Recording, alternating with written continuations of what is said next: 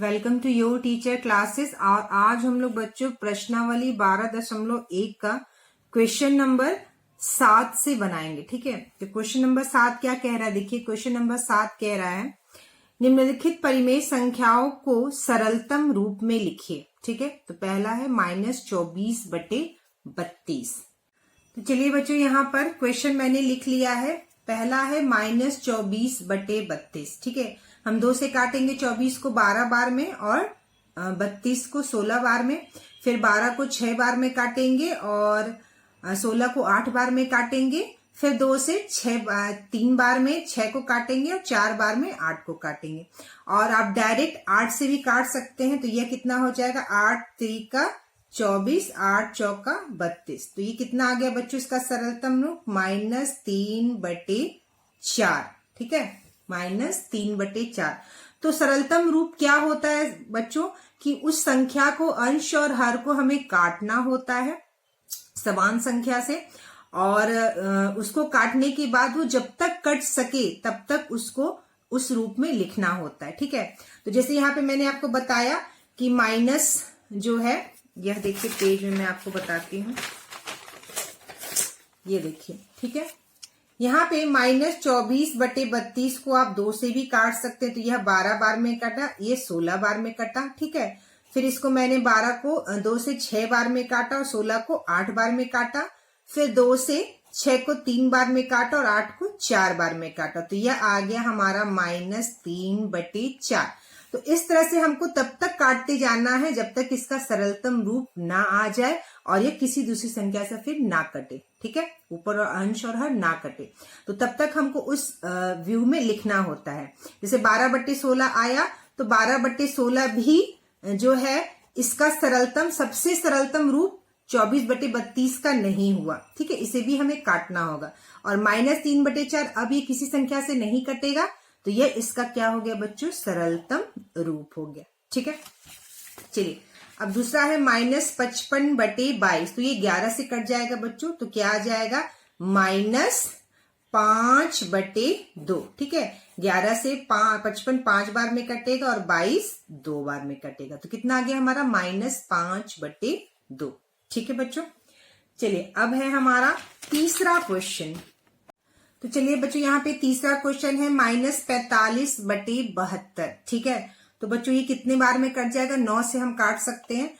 तो 9 से 45 5 बार में और 9 से 72 कितने बार में, 8 बार में। ठीक है, तो यह इसका सरलतम रूप हो गया -5/8।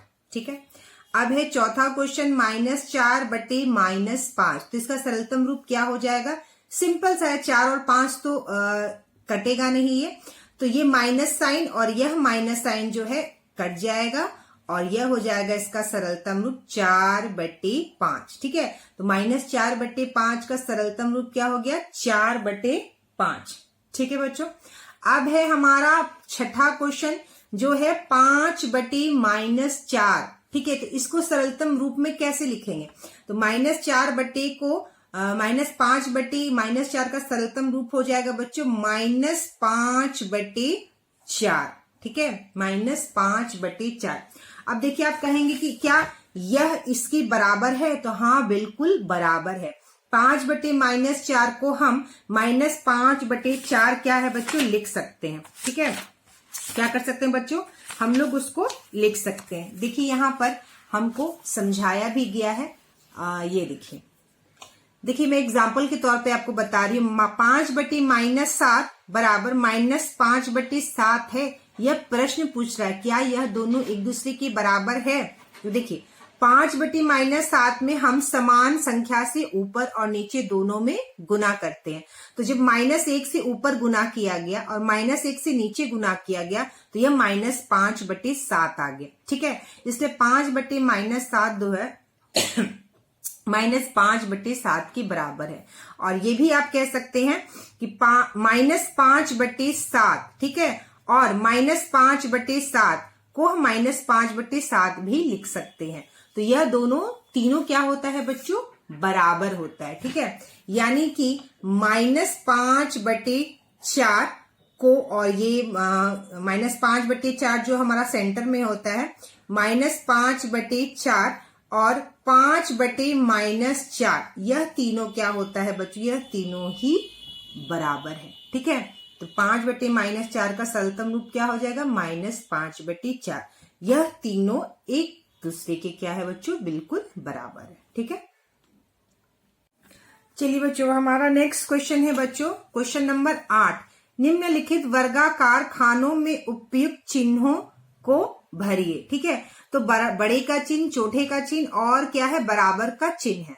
पहला प्रश्न है -5/4 और 2/5, यानी दो परिमेय संख्या दी गई है, एक धनात्मक और ऋणात्मक। तो जैसे बच्चों धनात्मक संख्या ऋणात्मक संख्या से बड़ी होती है, ठीक उसी प्रकार परिमेय संख्या भी जो धनात्मक होता है वह ऋणात्मक से बड़ा होता है। ठीक है, तो -5/4 जो है वह छोटा है 2/5 से, तो हम चिन्ह इस प्रकार लगा देंगे। ठीक है, चिन्ह हमेशा क्या करते हैं बच्चों, जो बड़ा होता है तो उसकी तरफ हम ऐसे एरो करके लगाते हैं। ठीक है, तो इसका यह मतलब हो गया कि -5/4 जो है वह छोटा है 2/5 से। ठीक है, दूसरा है 2/7 परिमेय संख्या धनात्मक और -4/5 परिमेय संख्या ऋणात्मक। तो धनात्मक परिमेय संख्या ऋणात्मक परिमेय संख्या से बड़ी होती है। ठीक है, तो 2/7 की तरफ हम इस तरह से चिन्ह लगा देंगे, यह बड़ा है। और हम इसको क्या पढ़ेंगे, 2/7 परिमेय संख्या बड़ा है -4/5 से।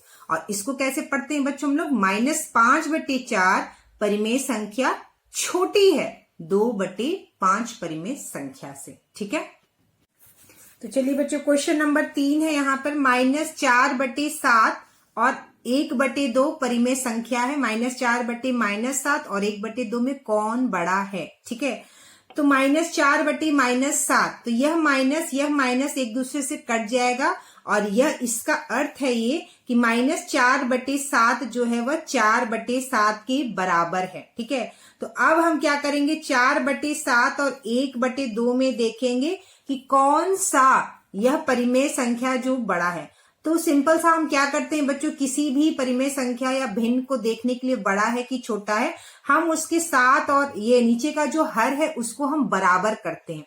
हर को बराबर करने के लिए जब हम नीचे गुना करेंगे तो ऊपर अंश में भी गुना करेंगे। तो 7 में 2 का गुना करेंगे तो 7 दूनी 14 हो जाएगा, 2 में 7 का गुना करेंगे तो यहाँ पे 14 हो जाएगा, ऊपर भी हमें उसी संख्या से गुना करना होगा।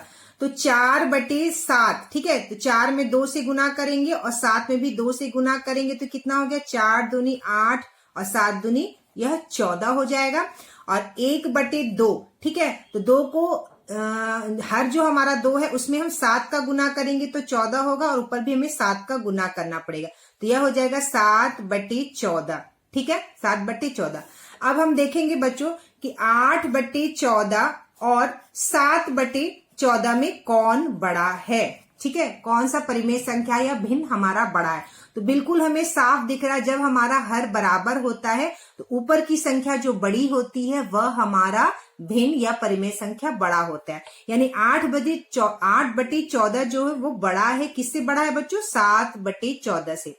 और 8/14 का है 4/7 है और 1/2 क्या है, 7/14 है। यानी कि 4/7 जो है वह क्या है बच्चों, हमारा बड़ा परिमेय संख्या है। ठीक है, अब क्वेश्चन नंबर 4 है बच्चों, -8/11 और -24/33 में कौन बड़ा है।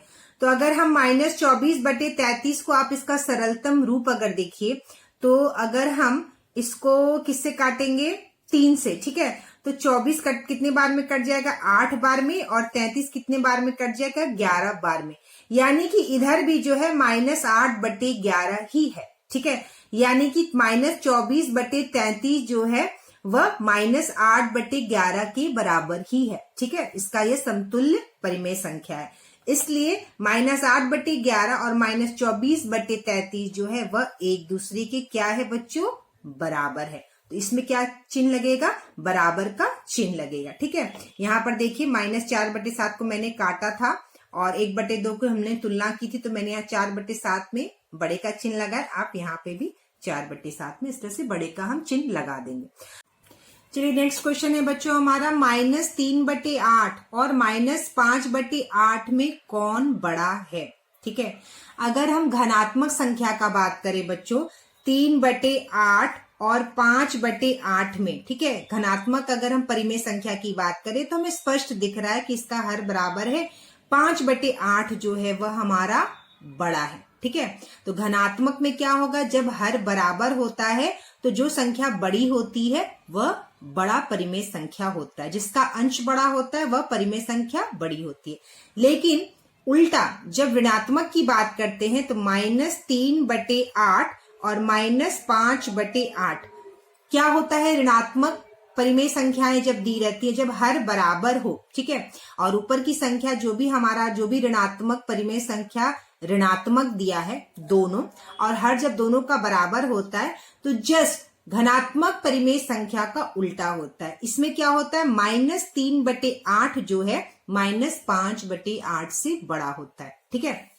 अगर आप बात करें, अगर हम लोग संख्या रेखा पर बात करें, मान लीजिए जो ये संख्या रेखा होती है, बीच में हमारा क्या होता है, बिंदु 0 होता है। 0 की तरफ इधर क्या होता है बच्चों, धनात्मक संख्या, धनात्मक परिमेय संख्याएं होती हैं, ठीक है। जो 0 से क्या होता है बच्चों, यह बढ़ता है, ठीक है। इसकी वैल्यू क्या होती है बच्चों, बढ़ती है, ठीक है। तो वैल्यू जो है धनात्मक संख्याओं की 0 के बाद धीरे धीरे बढ़ता है।